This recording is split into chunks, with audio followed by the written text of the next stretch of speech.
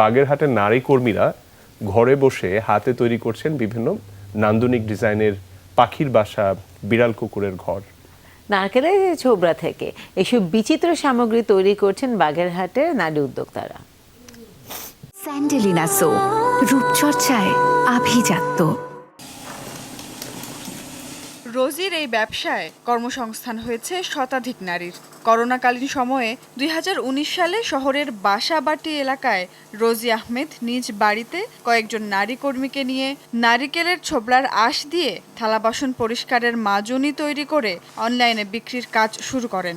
অল্প সময়ে পণ্যের চাহিদা বেড়ে কয়েক গুণ হয়ে গেলে চাহিদার সাথে তাল মিলিয়ে পণ্য উৎপাদন ও কর্মী নিয়োগ দেন তিনি।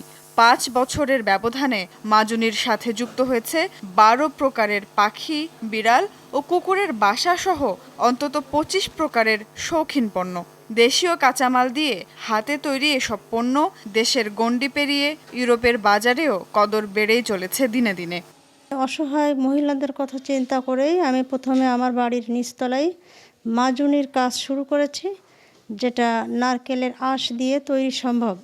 সেটা দিয়ে আমি প্রথমে ১২ থেকে ১৩ জন মহিলা নিয়ে কাজ শুরু করি এবং আস্তে আস্তে যখন এটার চাহিদা বেড়ে যাচ্ছিল তখন আমি আরও মহিলা কর্মসংস্থান বাড়িয়ে দিয়েছি।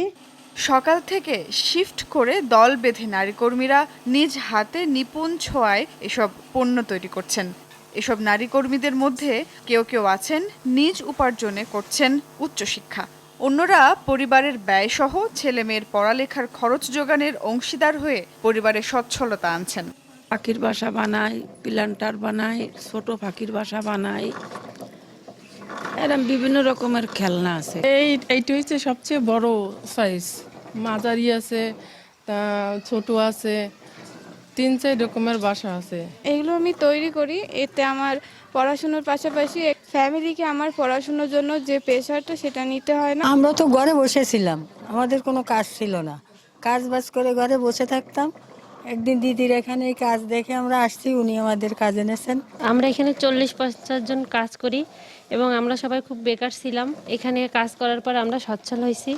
সফল এই নারী উদ্যোক্তারা ব্যবসার পরিধি বাড়ানোর পাশাপাশি নারীদের কর্মসংস্থান বাড়ানোর ক্ষেত্রে কাজ করে যাবেন।